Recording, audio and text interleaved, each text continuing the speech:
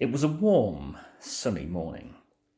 In his small house at the other side of the wood, Mr. Tickle was asleep. You didn't know that there was such a thing as a tickle, did you? Well, there is. Tickles are small and round, and they have arms that stretch and stretch and stretch. Extraordinarily long arms. Mr. Tickle was fast asleep. He was having a dream. It must have been a very funny dream, because it made him laugh out loud, and that woke him up. He sat up in bed, stretched his extraordinarily long arms, and yawned an enormous yawn. Mr. Tickle felt hungry. Shall we know what he did?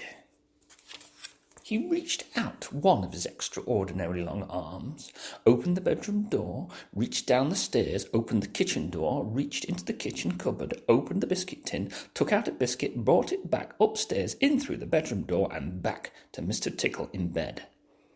As you can see, it's very useful indeed having arms as long as Mr. Tickle's. Mr. Tickle munched his biscuit.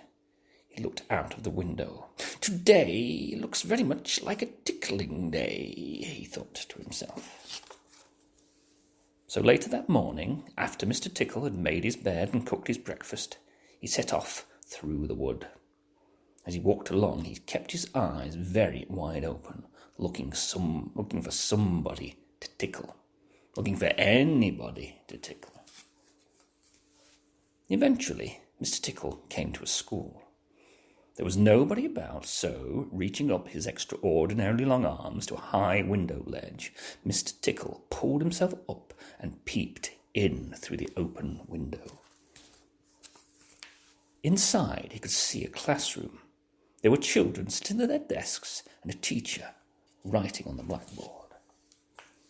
Mr. Tickle waited a minute and then reached in through the window.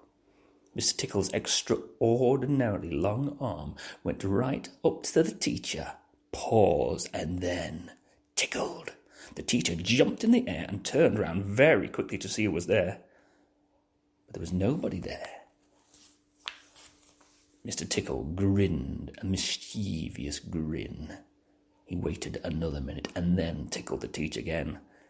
This time he kept on tickling until soon the teacher was laughing out loud and saying, "Stop it, stop it, stop it," over and over again. All the children were laughing too at such a funny sight. There was a terrible pandemonium. Eventually, Mr. Tickle thought that he had enough fun, so he gave the teacher one more tickle for luck and then very quickly brought his arm back through the open window. Chuckling to himself, he jumped down from the window, leaving the poor teacher to explain what it was all about, which of course he couldn't. Then Mr. Tickle went to town. And what a day Mr. Tickle had!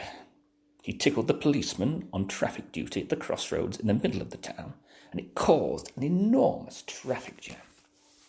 He tickled the greengrocer just as he was piling apples neatly in his shop window. The greengrocer fell over backwards and the apples rolled all over the shop. At the railway station, the guard was about to wave his flag for the train to leave. As he lifted his arm in the air, Mr. Tickle tickled him, and every time he tried to wave his flag, Mr. Tickle tickled him until the train was 10 minutes late leaving the station and all the passengers were furious. That day, Mr. Tickle tickled everybody. He tickled the doctor, he tickled the butcher, he even tickled old Mr. Stamp, the postman, who dropped all his letters into a big puddle. Then Mr. Tickle went home.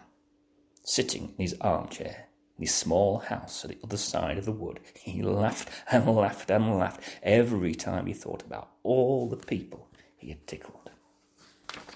So, if you are in any way ticklish, beware of Mr. Tickle and those extraordinarily long arms of his. Just think, perhaps he's somewhere about at this very moment while you're reading this book. Perhaps that extraordinarily long arm of his is already creeping up to the door of this room.